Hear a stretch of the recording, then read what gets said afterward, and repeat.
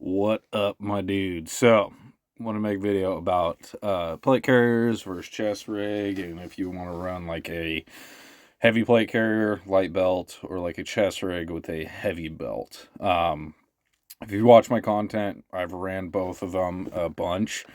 This whole video, me trucking through the woods, this was done with the plate carrier with my belt as well. I've run them both, and my plate carrier is running 2 steel plates, one in the front, one in the back, so it's an extra 15 pounds in that plate carrier every time you see me running around in that thing. So again, this comes from the perspective of a professional flat range ninja, so take that for what it is. But through the years of me training and doing this every weekend, I'm going to kind of give you my thoughts on what I think is the best setup for like a civilian use. So, run the plate carrier. What's the pros of the plate carrier? Holds plates. It deflects bullets. It stops them if you ever get hit. The likelihood of that ever happening to you as a civilian, in my opinion, is incredibly low. So, yeah, run a lot of mags on a plate carrier. You can run side stuff like that. You can see it right there on that side. It has Molly all up on it. Actually has a backpack attachment on that one, which is pretty cool as well. Yeah, holds your plates and holds your mags. Does what it needs to do. So, and I've seen a trend. A lot of people are really kind of leaning towards plate carriers with a ton of stuff up top, like just 6 mags, your med kit, everything up top. And, that might work for them. And, they're kind of modeling it a lot after the military, which is, I believe, their kind of standard operating procedures, having a plate carrier with all your load-bearing stuff up top. As a civilian who trains a lot, and in my opinion, I am a lot more comfortable with running a chest rig and a heavy belt. And a heavy belt isn't probably what you think it is.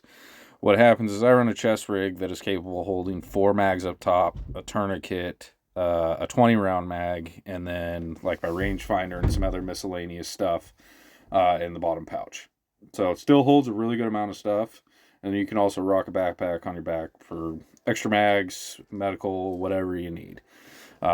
This is the chest rig I'm talking about right here. It's a Victos. Incredible chest rig. It's super lightweight, super comfortable. They have this like pad on the back that the 4 buckles attached to it, and it actually wraps around you really good. It's really comfortable.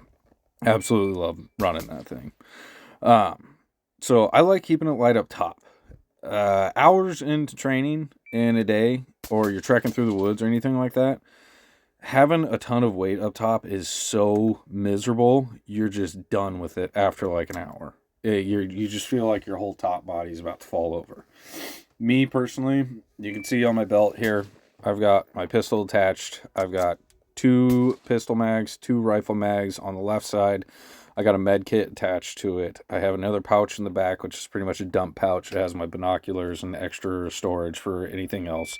And then I have 2 additional mags on the back right side. I always keep those as buddy mags.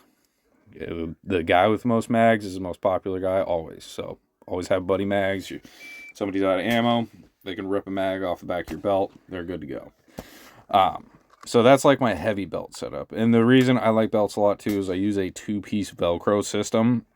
So I have an inner belt that goes in the loops of my pants, and then I have the outer belt velcros and then eagle talons around that belt as well. It's super tight. It's not flying all over the place. It's very comfortable, and having the weight at my hips is just so much more comfortable when I'm running or even walking or doing anything through the woods. Just in this video you're seeing, that's plate carrier right there. I've got tons of stuff on it. It's really heavy, especially with those steel plates. It's pretty miserable to even get my rifle around all of that equipment up there. When I'm doing it lightweight and I just have a chest rig up there, it's so much easier to maneuver. It's so much faster. When I'm sprinting to like a stage 2 or stage 3 of like a stress shoot that I've set up, I'm not bogged down with the weight around my waist and the extra mags that I need down there. With that Velcro 2-piece system, it works incredibly well to keep it attached to me and not flopping around. So just works in my opinion. So this is kind of my, final thoughts on like kit setup and all of that. Again, this is only for me training. I don't have any real world experience. This could be totally different if you're in a combat zone or anything like that. But for me personally, trekking through the woods, training for a lot of hours, I like having a chest rig. Plates, my opinion on plates have changed a lot over in the last year. I just don't find the need to run them, in my opinion, as a civilian. And really, the whole theory behind that is, as a civilian, if anything ever did happen and I had to defend myself, the last thing I'm going to be fucking doing is going door to door, kicking in doors, or being on the offensive to go towards something to try and get shot.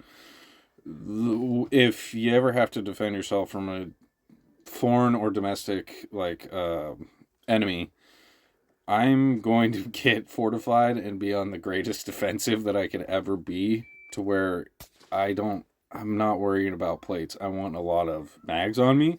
I want a lot of sustainment stuff. I don't want a ton of weight up top making me slow when I'm sprinting to a location if I absolutely have to. I just feel like the chest rig up top with a belt with a ton of your equipment down there is a smarter move. And the other war belts that don't Velcro two-piece, that might be a different story. I have no experience with those. I run this, and it's absolutely incredible for what it is. So, that's my opinion on it.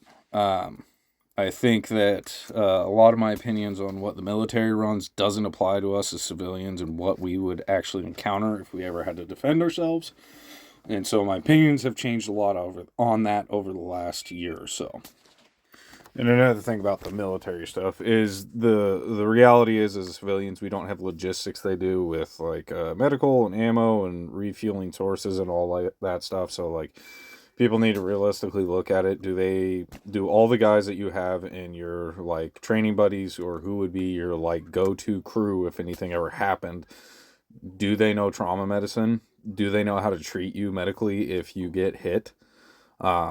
And not just in the plates, but in the arm or the leg or anything like that. Do they know how to treat you? Because we would not have the availability to get to a hospital if something was SHTF. So that's why I try and take a realistic look on these things and really kind of consider why I would run all the extra weight, make me slow in that situation. And I say this because nobody in my crew knows how to do trauma medicine. I barely know how to do it. So I just want to kind of give you my opinions on it, since I've had a lot of hours running both setups and the pros and cons of each. Pros of plate carrier, you got plates. You got protection from bullets going into you. Chest rig, you're lighter. You can move faster. You can do what you need to do and keep it pushing. And in my opinion, have a good belt. Have a good chest rig, so you can kind of keep it pushing. But yeah, hopefully you guys got something out of this. Going to be doing a video footage on actually shooting steel plates this weekend, so stay tuned for that, and the final thoughts on the vectors coming up. So have a good one. Thanks, guys. Also, hop in the comments. Tell me I'm wrong. I want to hear you guys' opinion on this. I know I'm going to get a lot of heat for this one, so let me know what you guys think.